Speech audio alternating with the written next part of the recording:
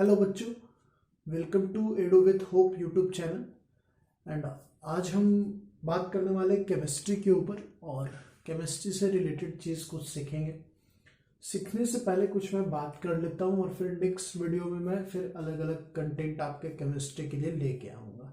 ठीक है, पहले कुछ इंपॉर्टेंट चीज़ जान लेते हैं जो हमें पता होना चाहिए। ठीक है, आपने क्लास 8 में केमिस्ट्री पढ़ा होगा। ठीक है, जैसे metal and non metal chapters पढ़ने थे, acid base salt class 7th में पढ़ने थे। ठीक है, तो ये 2-3 चैप्टर्स ऐसे हैं जो क्लास 7th 8 में आपको पढ़ने हैं। ठीक है, और ये सारे चैप्टर का यूज जब आप क्लास 10th में जाइएगा तो वापस से सारा चैप्टर आपको यूज होगा।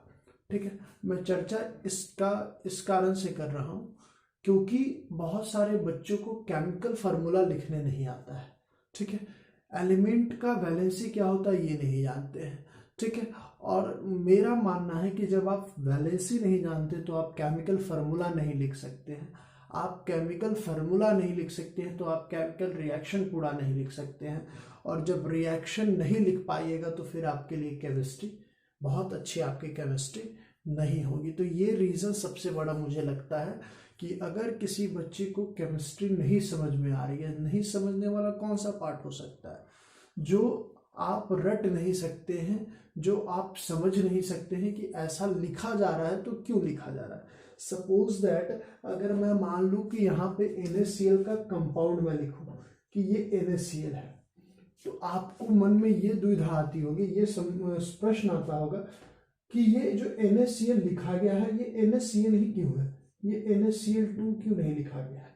ठीक है, क्योंकि आप रिएक्शन जब देखिएगा लिखा हुआ, ठीक है, तो आप देखिएगा ये Na है और ये Cl2 है और ये दोनों मिला और बना NaCl। ऐसा होता नहीं है, जस्ट मैं बताना चाह रहा हूँ। ठीक है, कि यहाँ पे जो क्लोरीन है यहाँ 2 है तो बनना चाहिए था NaCl2। ठीक है, तो ये सब बहुत सारी बेसिक चीजें हैं जो बच्चों को पता नहीं होती है, तो हमें फोकस यहाँ पे करना है। ठीक है, अगर आप क्लास 8 के बच्चे हैं तो आपको ये सारी चीजें आनी चाहिए कि आपका एटम क्या होता है। आप सबसे पहले केमिस्ट्री में मैटर के बारे में पढ़िएगा, और जब आप मैटर के बारे में पढ़िएगा, क्लास 9th की मैं बात कर रहा हूँ, क्लास 8 में तो आपने बहुत सारी चीज़ें जो पढ़ी वो आपके समझ से कुछ ऐसा नहीं है, हर बच्चे के लिए मैं कह रहा हूँ, कुछ बच्चों को ये आपके माइंड से ऊपर बाउंस जिसको कहते हैं वो बाउंस गया होगा, और कुछ बच्चों की बेसिक वहीं से बनती चली आ रही होगी। ठीक है, तो समस्या क्या है कि मान लीजिए आप केमिस्ट्री पढ़ रहे हैं, सब चीज़ थियोरेटिकल हमारे पास। भारत की सबसे बड़ी ये समस्या है कि हम जो भी चीज़ें पढ़ते हैं वो थियोरेटिकल ज़्यादा पढ़ते हैं। ठीक है, और उसकी अप्लाई कहीं नहीं करवाई जाती है। आप किसी भी स्कूल्स में बहुत रेयर केस में ही आपको ये सब काम होता है। ठीक है, तो सपोज करिए कि मैंने बोला मैटर है। ठीक है, मैटर बना हुआ है, मैटर फिर हम पढ़ेंगे कि मैटर जो बनता है वो आपका एटम से, कोई भी सब्सटेंस है वो एटम से बना है। एटम के अंदर 3 चीज़ें होती है, इलेक्ट्रॉन, प्रोटॉन, न्यूट्रॉन। ये जो चीज़ें हमें बताई जाती हैं ये 9th में बहुत जगहों पर बच्चों को बताई जाती है, जबकि मेरा मानना है कि ये जब पढ़ाया जाए तो बच्चों को 8 में ही उस लेवल से पढ़ाया जाए कि बच्चे उस चीज़ को आगे जाके कैप्चर कर लें।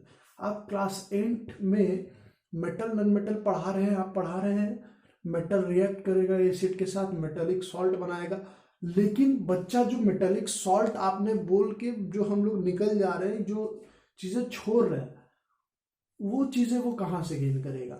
मेटेलिक सॉल्ट तो बनेगा, लेकिन वो मेटेलिक सॉल्ट कैसा होगा। सपोज दैट मैं एक और लिख रहा हूँ रिएक्शन। ठीक है, ये मेटल है, ये एसिड के साथ रिएक्ट किया और बन गया मेटेलिक सॉल्ट।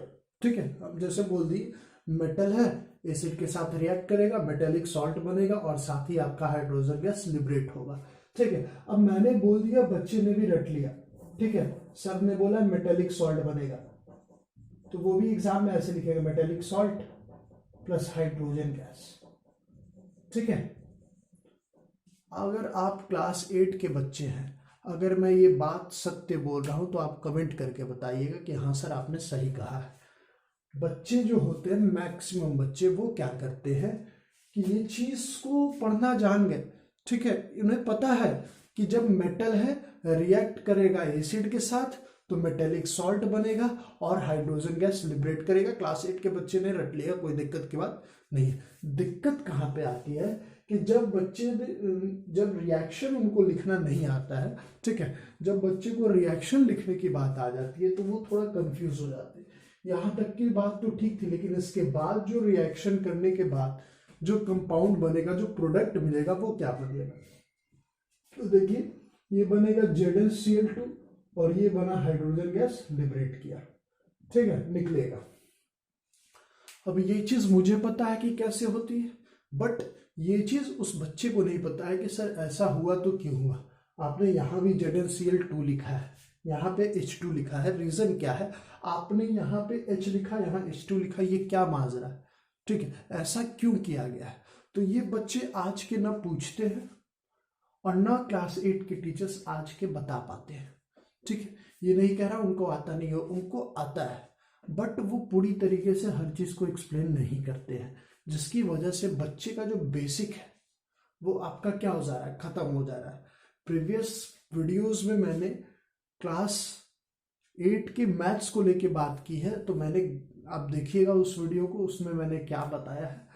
बेसिक जो है बच्चे का क्लास 8 से ही खत्म कर दिया जा रहा है, हर चीज को ना पढ़ा के, और जैसे जैसे आप चीजों को स्किप करिएगा उस बच्चे के लिए आगे गेन करना बहुत ही मुश्किल होगा।